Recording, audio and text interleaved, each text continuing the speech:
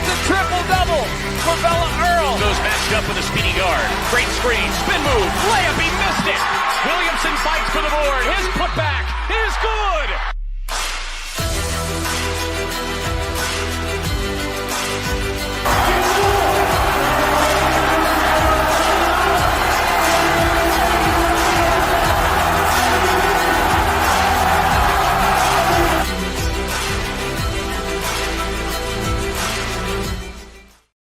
Welcome back, everybody, for the first episode of the Outta WAC After Hours of 2025. I don't know about you, Daryl, but considering that WAC play begins in 2 days, that video kind of gave me chills. Even though it's from last year, I need to update it, obviously. But I got some chills watching some of those clips.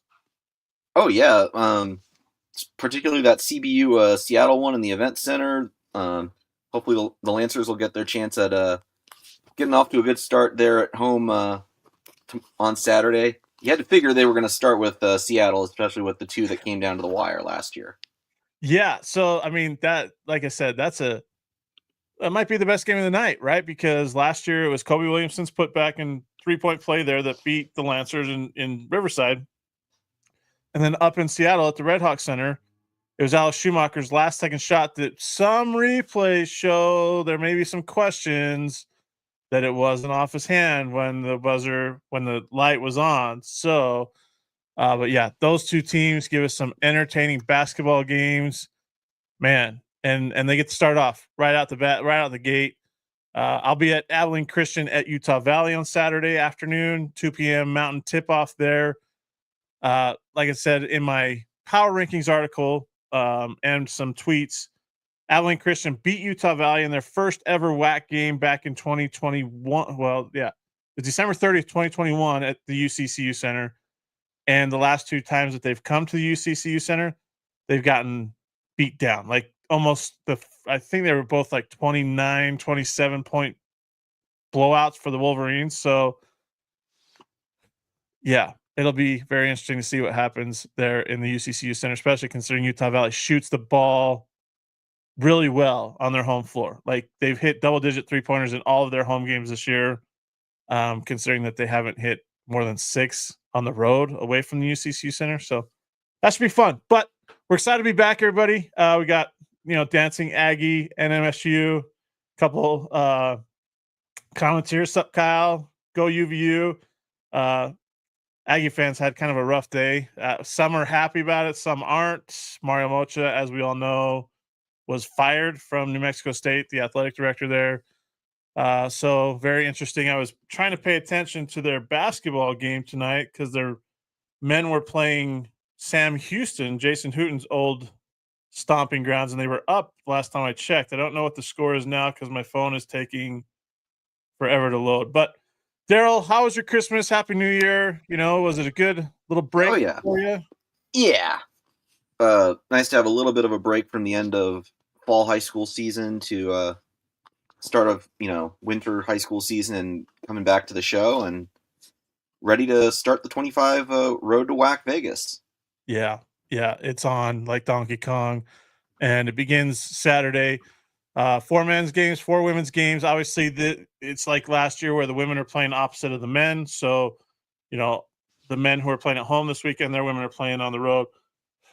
All the women's games will be done by, what did we say, about 4:30 on Saturday? Something like that, yeah. Time. And then we're going to go live Saturday night after the 3 men's games. They're starting at 6 p.m. Mountain Time. The Tarleton UTA game, Southern Utah at Grand Canyon, and then Seattle U at California Baptist. So we'll go live here again, straight out of WAC After Hours, Saturday night, 8:30 Mountain Time, or whenever those games get done. So we can kind of recap those, and Daryl we'll talk about the women's games as well. So if you haven't already, go subscribe to the WAC Hoops Nation's newsletter. Good stuff. We're going to have a lot of content over the next 2.5, 3 months or so, I guess you could say. We got a new podcast episode coming out tomorrow with Daryl and Peyton Hull, and which Eric Strip's sister is it? Laura Erickstrup. Laura Erickstrup from GCU, 2 of the top teams in the WAC in the non-conference slate. Abilene Christian has won, 9 in a row? Yeah. And GCU has won 10 or 11? 10 or 11, yeah. Yeah. So both teams red hot right now as they enter WAC play. GCU goes to Cedar City to play Southern Utah on Saturday, and then Abilene Christian hosts Utah Valley. So two very drastic styles in that Abilene Christian Utah Valley game at Moody Coliseum on Saturday. Daryl, do you want to talk about that a little bit? Yeah, two very drastic styles, but two sides that have both excelled on the defensive end of the floor this year. They're both among the country's top 50-ish in turnovers forced per game, scoring defenses. I think the biggest key is how will Utah Valley hold up offensively. The Wolverines have won 3 straight games, but I think they were all of the one score under 50 point affair variety. Just look at that game at Weber right before Christmas. That's kind of the way they've had to win this year. And the question is, can they win in the 50s? Can they win in the 60s? Because I don't think Utah Valley is going to win a lot in the 40s and the mid 50s. They're going to have to win in the 60s. They want to muck it up a lot. Like they want to they want to slow the game way down, because that's just the style that Dan Nielsen's brought to Utah Valley. Like grind out, muck it up, and just force teams to play their style of basketball, right? And that'll be interesting. Can they do that against Abilene Christian, where Abilene Christian throttled Utah Valley last year in Orem at the end of the season? It'll be interesting to see how that plays out, because they're both really good basketball teams. They got really good players. Bella Earl, and Peyton Hull, probably one of the best, if not maybe the best guard tandem in the WAC. Just awesome. So that'll be a fun game. And that'll be our leadoff game at 1:00 Central. Yeah, that'll be very, very fun. As you can see, I have a different background. I moved my setup downstairs into my basement, which obviously isn't finished. So I've got to decorate it a little bit. If I keep looking over to my right, it's because my monitor is right here where I'm looking at Daryl and all the other information that we have here. So don't criticize, just enjoy the show, and leave us a comment if you want. Ray Silva, good friend Ray down in Edinburgh, South Texas. We miss UTRGV. Ray, hope you had a Merry Christmas and a Happy New Year. UTRGV men look pretty good, so I will see if they can compete in the Southland. They already beat SFA, so that's a big one. Anyways, so Daryl, let's share some thoughts. You can share your thoughts on the women's side of the Western Athletic Conference through 2 months. What do you obviously GCU is a different and I've thought about this since we were talking about getting the show back going. The GCU women are a whole different team because now they have consistent perimeter shooting. They have not had that. I don't care what happened last year. This is the one year that they've had that consistency. And so it's making them even better than what I think people thought they were. CBU, they had a rough November into December, but they've kind of won some games here late, even though they're not fully healthy, and they're not going to be fully healthy this season. UT Arlington, one of the toughest non-conference schedules in the league, and they have Coy Love, they have Avery Brittingham. I mean, Coy Love is a newcomer of the year candidate, and maybe even a player of the year candidate, depending on where the Mavs the Lady Mavs finish. And then you obviously have ACU, who has won 9 in a row and has 2 of the best guards, but they're playing as a team and they're playing defense. That's the big thing. They're matching up their offense with their defense, right? And then you got Utah Valley, who's kind of just there, but they could surprise people. They beat CBU last year. So yeah, and they beat them in the 90s. Yeah. So there's that. Tarleton's on a nice little roll here. Bill Broxton, year 2. Faith Acker doing her thing. Jacoria Long, Ariana Roseborough. Yep. Seattle they had their one shining moment at GCU in that East Texas A&M game. Yep. Got a nice win before Christmas against a winless Bakersfield side, so they're having Saturday with a bit of momentum. I, I I think we all can clearly agree GCU, ACU are at the top. They're the two teams that are receiving votes in the mid-major poll. They've got the 17 of 20 wins between them so far. I'm going to say don't count out the Lancers to start. Yeah. Let's let a couple of weeks play out and see what happens here. Yeah. Because even though there's no Chloe Lemon, no Felipa Barros, there is still enough in the cabinet to compete with. Yeah. Especially if they get a few bench players back that can take some of the minute load off of the starting group. Jared Olson just wins, so he's going to figure it out at some point, right? And this is probably one of the toughest non-conference schedules they've had since they joined the Division I ranks, and he even said that too. So, don't count them out. Southern Utah's there; they have pieces, right? They just haven't kind of gotten it together yet, and it's tough that they have to open with GCU, but everybody's going to have to play everybody twice, so you're going to have to just figure it out quickly. And we haven't even talked about Utah Tech either. Utah Tech is dangerous if they're shooting the ball well. And I know that's cliche, but if they're shooting the ball well, they're going to be dangerous.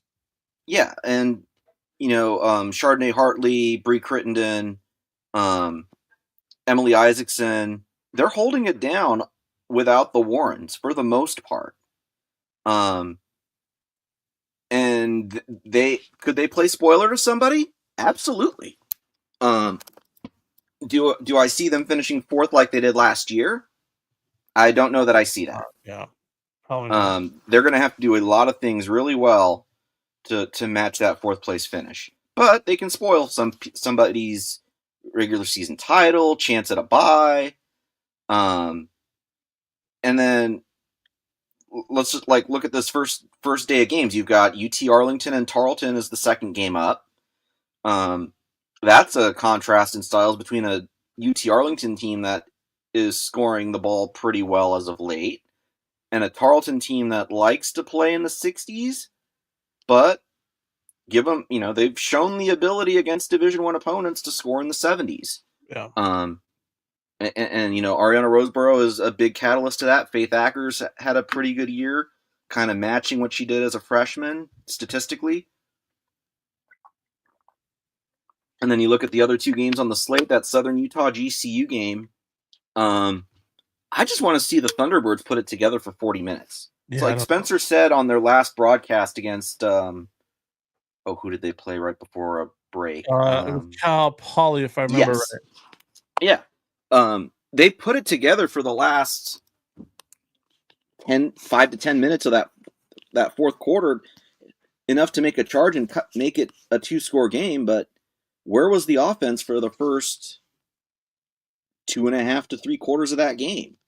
You cannot. The biggest thing for the Thunderbirds is they cannot fall behind significantly early in WAC play.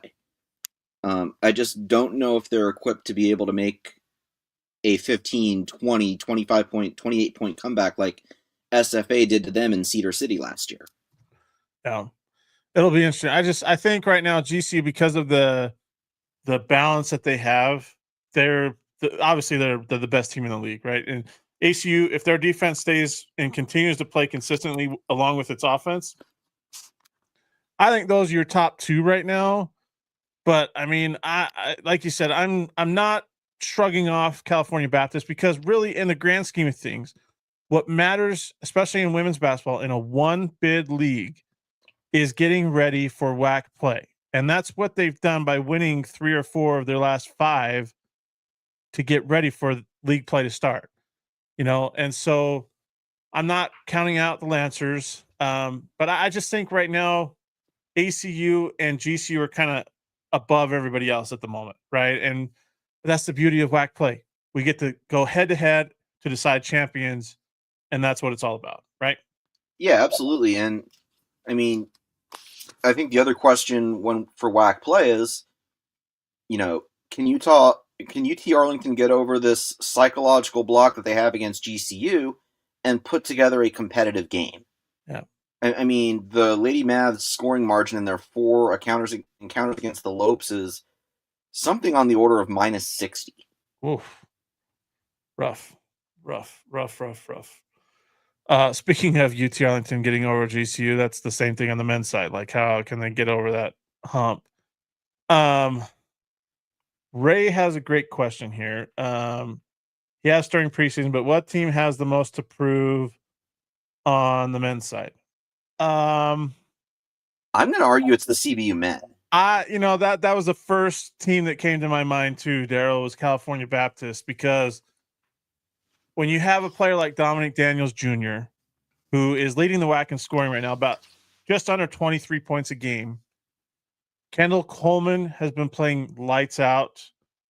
And they have probably the second most resources NIL wise, and the home games are similar to what GCU has. So I'm going to say CBU because, I mean, they have the talent to win this league. They really do. It's just a matter of can they do it, because we've seen the struggle and the inconsistency even this year, right? Like, they nearly knock off SMU, but they lose at home to UC Riverside in Northern Arizona. Northern Colorado. Northern Colorado. And then they played Jackson State a couple nights ago, and they had to basically hold off a winless Jackson State team. Yeah. But that's a Jackson State team that they beat Fresno State twice, right? Yeah. And they go toe-to-toe with San Diego State. So you have to show up every night. And if CBU can do that, they can win this league. I'm being very honest with you. I really think they could. When you have a dynamic player like Dominic Daniels Jr. and a big that's athletic and can move like Kendall Coleman, and he can step out and hit a three, plus other key pieces that they have, Martell Williams, who played at Southern Utah a couple of years ago, right? Like, they have the talent, but they have to show up every night or else they're not going to win the league, because that's what they've shown in non-conference, that they're not showing up on every night. And that's why they've lost games that they probably shouldn't have. And that's why other games where they were like double-digit favorites, it came down to one or two possessions, at the end of a ball game. So I'm with you on that California Baptist. I think they're the ones that have the most to prove. I think my big two things for the CBU men are, A, can Dom Daniels finish a 35 whatever game season it ends up being, season healthy, and can the Lancers close out enough close games to keep themselves around in the standings? Because we saw it last year. If they don't win the close ones, they're going to be in that 8-9 game in St. George. Yep. And the whole goal over the regular season is to stay out of that 8-9 and go straight to Vegas. Oh, yeah. I mean, we've talked about it. Others I've talked about it with too. CBU really, I think, has the most to prove. I really do. And, that's because, they're in year 6 now of being Division I? Yes. Year 6.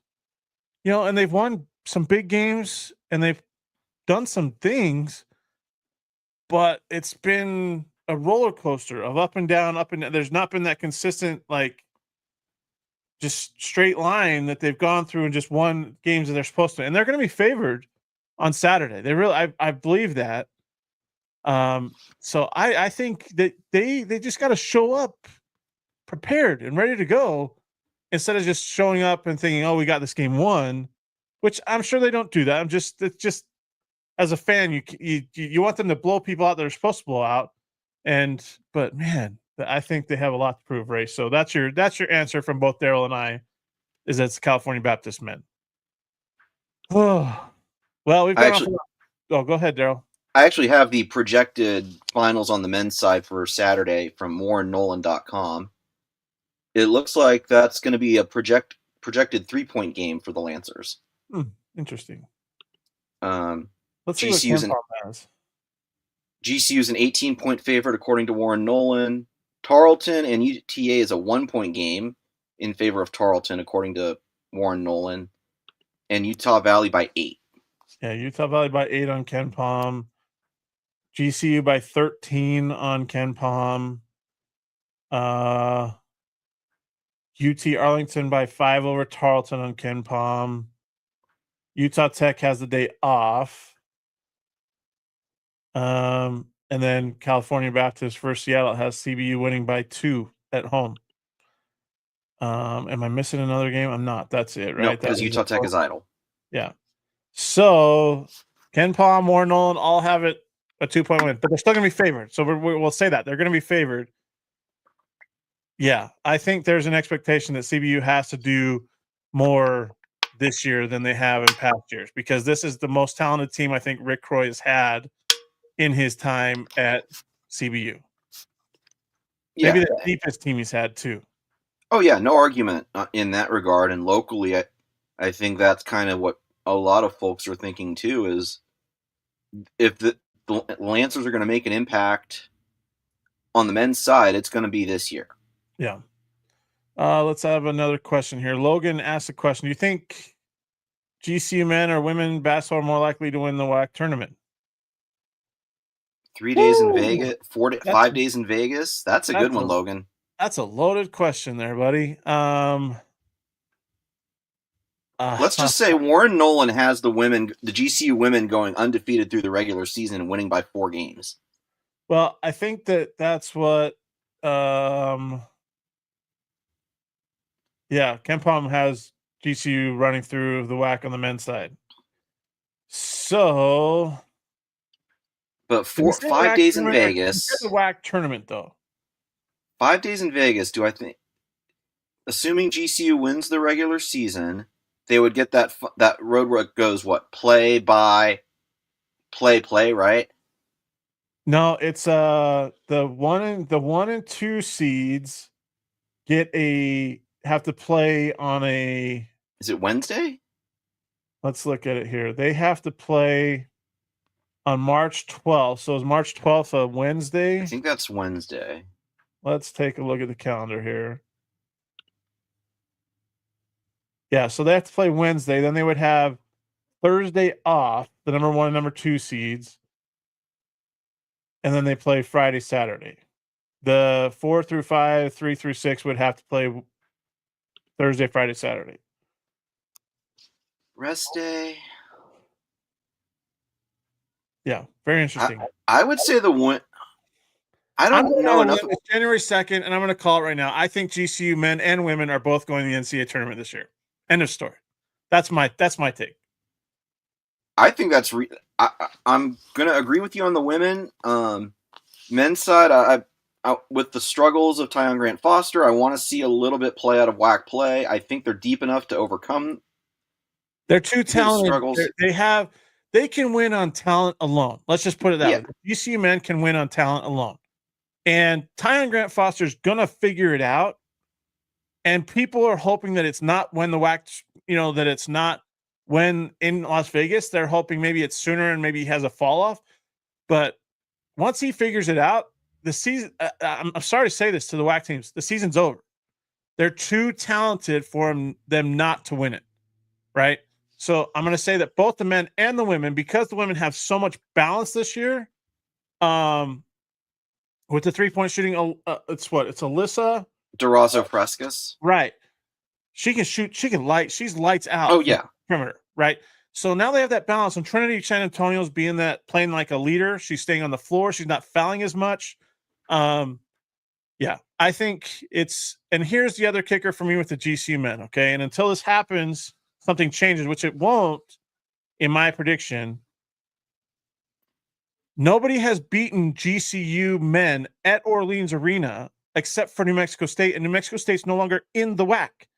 So until somebody beats them at Orleans Arena, they're not going to lose again, right, at Orleans Arena. So that's my take. I don't know if Daryl has the same take, but GCU men and women are going to the NCAA tournament this year.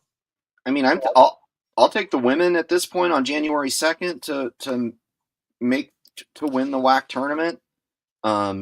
Too many good wins, too much depth, too much balance. This is a Molly Miller team that is equipped to win the WAC more than their previous incarnations. And even last year, they had one hand on the regular season trophy. Yep. Yeah. And that's another one, even with this balance, can Molly Miller and GCU get over that hump? Because, I mean, 2020, The first year. 2020, 2021 WAC tournament, they ran into CBU, who was very good, like dynamic. 2022, they run into SFA, right? 2023, they run into Southern Utah, who had their best team under Tracy Mason. And then last year, they ran into an SFA squad that was just motivated to finish that game and get that W in the semifinals. Yeah.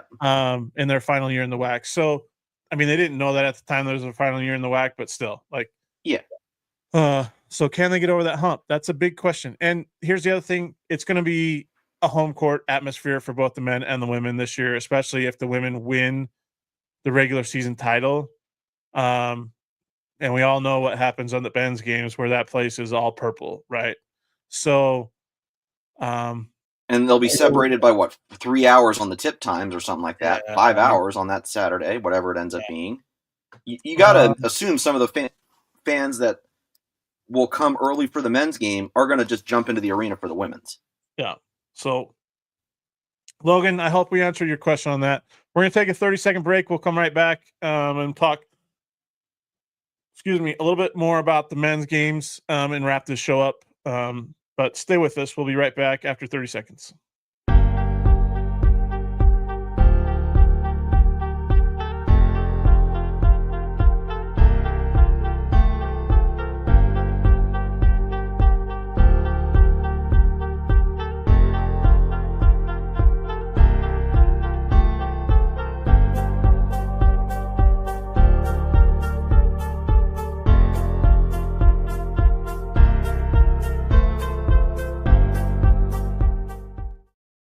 All right, guys, we're back. Thanks for taking a break with us. Thanks for tuning in to this Straight Outta WAC After Hours live stream. Obviously, we're back. We didn't do it mostly through November or December. Just life gets in the way. But we're back. We're going to be here back on Saturday as well, 8:30 p.m. Mountain Time again after the men's games go final. 3 of them tip off at 6 p.m. Mountain Time. So they should be done around 8:30. Well, we're just going to go bring the show back on when they go final. So Daryl's joining me. As you can see, we were just talking about women's basketball. We got a question about GCU men and women, who is more likely to win the WAC tournament. And we're both in agreement that really they both will win the WAC tournament and go to the NCAA tournament. So, Lopes fans should be excited about that. But there's a target on the back of both teams. So we'll see how that plays out throughout this regular season and into that tournament. So let's talk a little about the men's games. Again, we talked already a little bit about the intriguing matchup at the Fowler Event Center in Riverside between Seattle U and CBU on Saturday night, where Seattle U won on a Kobe Williamson 3-point play with about a second left. You saw it in the introduction if you saw the introduction. And then, CBU and Seattle played another, all-time great when Alex Schumacher hit a last-second shot as time expired up in the Red Hawk Center for the win for the Red Hawks. So intriguing matchup. One of the best point guards against a team that doesn't really have a high-profile point guard. Paris Dawson's there, but they don't have that high-profile guy like they did with Cam Tyson. They have John Christophilus. But Seattle U is kind of funny. They beat UW, and then they lose at home to Nichols, where they had a lead with 33 seconds left to go, and they turned it over twice and fouled the 3-point shooter. So I'm very interested in that CBU Seattle U game. So that'll be very fun. Daryl, you're going to cover that? You need to go cover that. I'll try to get out there. Yeah, you need to go cover that. Like, since the women aren't playing, the women's games will be over by then. Why not just go cover the game and see how that plays out? See if you get another, one of the all-time greats in that series. I'll try to get out there if I don't have anything going on after the women's slate. Let's see. On the men's side, the game that game has my attention, and that Tarleton UT Arlington game definitely, after watching that game play out at WAC Vegas last year, it has my attention too. Well, the three games last year between the Mavs and the Texans, like, they were legit awesome games. I think it came down to the last possession in all three of them. Do you remember? Yeah, do you remember? I want to say you're right. I know the one in WAC Vegas did. I don't remember the other two, but I want to say they were at least two score games. So the Texans won both games in the regular season. The first one in Stephenville was 78-76. Then in Arlington, it was 80-78 for Tarleton. Yeah, so they're both one-score games. And then in Las Vegas, it was Brandon Talbot's three-pointer with like 3 seconds remaining that sent UT Arlington into the WAC title game. So these games are going to be fun. And don't discredit Tarleton. I know that I put them at, I think it was like 7 in my power rankings today. And what'd you say? Freddie Hicks hasn't played a minute yet? It's not fair to Tarleton to do that because they have been hurt all year. They always play one of the toughest non-conference schedules in the WAC and kind of in the country, right? And yet they still play well, and they've gotten better over the course of these 2 months. So, and they're playing at Wisdom, right? They're playing at Wisdom Gym. So this is their last year in Wisdom. Yeah. So they want to send the old girl, so to speak, out a winner. And if they keep UT Arlington from hitting 3-pointers, from knocking down 3-pointers, they're going to win that game. Don't get me wrong. Lance Ware is so good in the paint. So I'm interested to see how big of a night he has in Stephenville. But yeah, that game, that's a rivalry. I want to say that's a rivalry game, kind of. Okay, let's be real. So in 2022-23, UT Arlington's first year back in the WAC, Tarleton won both games. Last year, Tarleton won both regular season games. And the only one that UT Arlington has since they're being both in the WAC was that WAC tournament game. So we'll slow the roll here, but that is a game that will be on my television set along with the other 2 games going on. But yeah, I'm very intrigued to see how that Tarleton game, and who knows, maybe Tarleton gets all those guys that are injured back. Maybe they were waiting for this moment to start WAC play to get their full roster back intact. Billy Gillespie's has been known to have some gamesmanship before, so we'll see how that plays out. I'll be at Utah Valley, Abilene Christian at Utah Valley, going to lunch with Grant Boone prior to the game, the voice of the Wildcats. So good to visit with my good friend Grant. But I don't know that game's going to be close. First off, Utah Valley shoots the lights out at home. Like I said, they've hit double-digit 3-pointers in every home game they've played this year. ACU, their guard play has been sketch. Leo Bettiel had 27 the other night against SFA, but the guards didn't do anything offensively. No. Hunter Jackman struggled. DeGrew struggled. Like, they all struggled. Keon Williams has been really good, but if they don't have good guard play on Saturday, it's not going to be pretty. Like, it's just going to be really, really bad. So, and Utah Valley's had like a week and a half off. So that'll be interesting to see if they're a little rusty too. But didn't they play like the Monday after or before Christmas or something like that? Yeah, I think they did. We can look it up. But yeah, they haven't played like a week and a half. They played Bethesda before Christmas, I think. Oh yeah. And that was their last game before the break. No, they played them was it last Saturday? Yeah, it was last Saturday, the 28th. So it's about a week. About a week off. But like I said, the last 2 trips to the UCCU Center for ACU, let's put it this way. In 2023, Utah Valley won 84-54. In 2024, Utah Valley won 74-45. Oh, wow. Yeah. Yeah. So, yeah, it'll be it hasn't been pretty in Orem since they beat them in Orem in 2022 or on December 30th, 2021, by 4. So the first year that the ACU was in the WAC, they beat Utah Valley twice, once in Orem and then once in the WAC tournament, right? And since that time, Utah Valley's won 4 straight, including in Abilene last year. I think it was the end of regular season. Yeah. So, yeah, it might be a long day for the Wildcats. Let's just put it that way. Very long day. And I'm interested to see the battle between Carter Welling and Leo Bettiol because two of the best big men in the WAC. Carter Welling didn't handle the physicality at Stanford when they went out there in early December. So Leo Bettiol is really physical. So I'm very interested to see that battle. Very interested. So, yep. I mean, even that GCU Southern Utah men's game could be worth watching for about a half to see if the Thunderbirds can hang around. I mean, you don't go push, was it Loyola Chicago to the limit for nothing, and that's a quality A10 team. Oh, man, I saw them in person, right? And I like their team. I like what Rob Jeter's got with his roster. It depends on if they're healthy, for one. And I was told that they are pretty healthy heading into Saturday. Because Tavi Jackson's been hurt, Percy Miller's been hurt. They're basically their sixth man.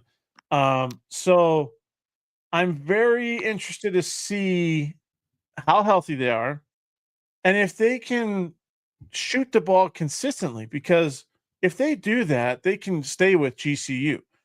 The problem is, like, when you look at their schedule, they started off, 4-0, 5-0, 4-0. Because that was an exhibition. 1, 2, 3, 4-0. Went toe-to-toe with Loyola Chicago. Beat San Diego at San Diego. Beat Idaho. Got smoked by UCLA in a game that I was told it was just a weird game flow for them. That they didn't fit it very well with what UCLA was doing. They beat Bakersfield. They lose at Arizona. They lose at New Mexico State by 3. They lose at UTRGV. There's talent here on the Southern Utah squad. It's just they got to finish games, and like those games on the road, they didn't finish. I think they're kind of in the same boat as the CBU men. Kind of do they have the ability to close out the close games in WAC play? Yeah. And really, I mean, if you look at the Warren Nolan projections, they have like 6 teams within 2 games of each other. So it sounds like there's going to be a lot of them. Yeah, I just don't know. I think that. I think that GCU is back, and I said that in my power rankings article today.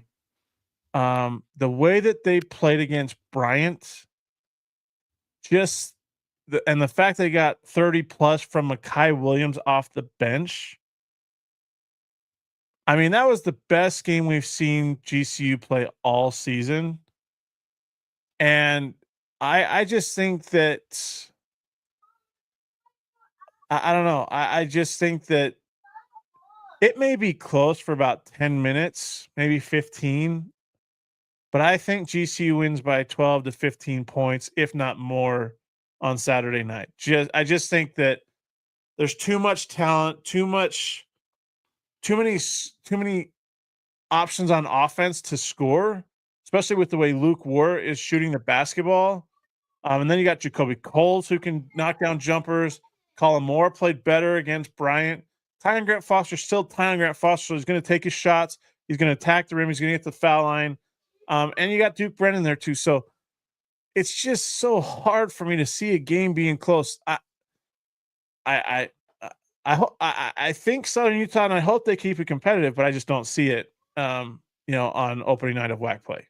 I mean, I hope they keep it at least interesting. I mean, I think if you're Rob Jeter, if you get to the under 4 of the first half and it's still a ball game, I think that's a win. Whatever happens the rest of the way.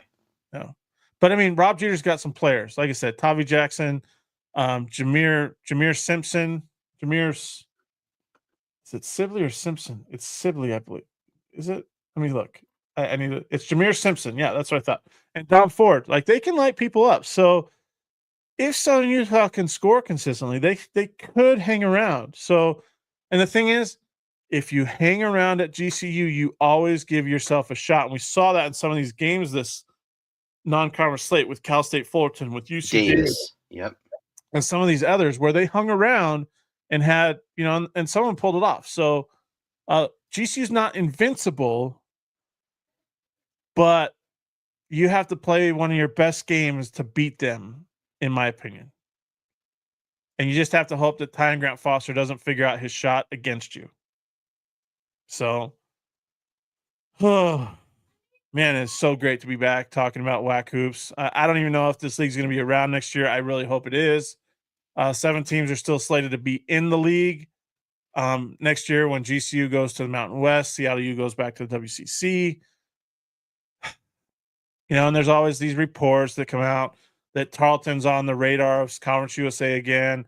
The Utah has been talking to the Summit, and all this other junk, and it's probably happening. I'm not going to say it's not, but until it's confirmed or, let's just stick to keeping the Western Athletic Conference together as long as we possibly can, because even with the 7, there's still good basketball there. Yeah, there's still solid programs on both sides of the ledger. Let's not start writing the requiem of the WAC yet. Now, if we lose one more, I kind of did in the summer. I'm not gonna lie. Like, what this basketball league could have been when all those Texas schools came in.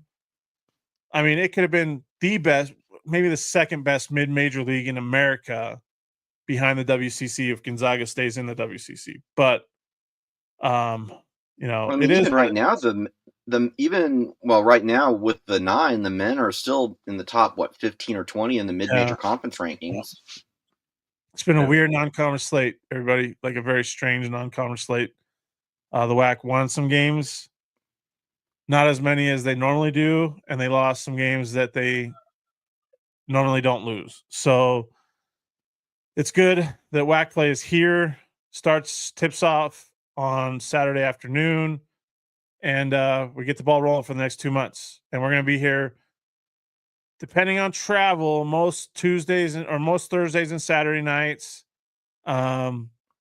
If travel gets in the way, we'll adjust it to maybe a Friday, Sunday, depending on how that works out. But we're going to be here twice a week talking about WAC hoops. We're going to try and get some people on. It's just so hard because, to be honest, people don't like coming on a live stream.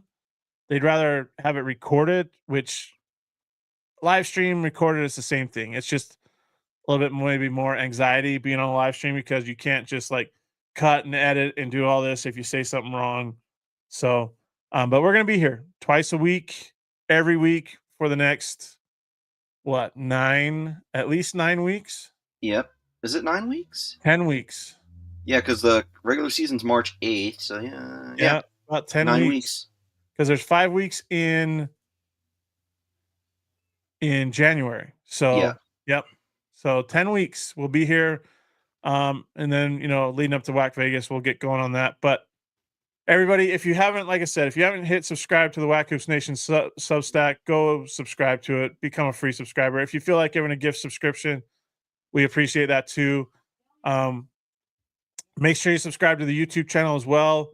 Like I said, there's going to be a podcast episode put out by tomorrow with Daryl, talking with 2 players in the WAC, Peyton Hull of ACU and Laura Ekstrup of GCU, 2 of the top teams on the women's side right now in the WAC. Daryl, any last thoughts here as we shut down this first Straight Outta WAC After Hours live stream of 2025? No, just excited to get going. I mean, we went through the 2.5 months of non-conference, and now we see what teams have learned about themselves and who's got what, and let's begin the road to WAC Vegas. Well, and the best part is the schedule is consistent now. Thursday, Saturday, Thursday, Saturday, Thursday, Saturday. None of this. Well, we got 5 games on Monday. We got 4 games on Wednesday. We got this. Tuesday or Thursday, Saturday. Let's go. Let's get it done. And yours truly is going to be making a stop at every WAC arena this year, at least once. Some will be maybe a couple more times. And there may be a couple Saturdays, as you maybe saw, where I'll be at 2 different gyms because the games don't overlap. One's in the afternoon and one's in the evening. So should be fun, but looking forward to it. If you see me there, come say hi. If you follow us, I'll try not to stick out in the crowd, but if you see us, come say hi. But anyways, thanks for following us, everybody. Appreciate it. Happy New Year. And we'll see you on the next episode of Straight Outta WAC After Hours on Saturday night after the men's games are done, probably at 8:30, maybe 8:45, whenever they're done. But we'll see you on Saturday night. Enjoy the games on Saturday, and WAC Hoops is ready to roll into conference play. Thanks for listening to the Straight Outta WAC podcast. You can find us on Apple Podcasts, Spotify, and other podcasting platforms. Be sure to subscribe so you never miss an episode. Remember to follow WAC Hoops Nation on all your favorite social media platforms.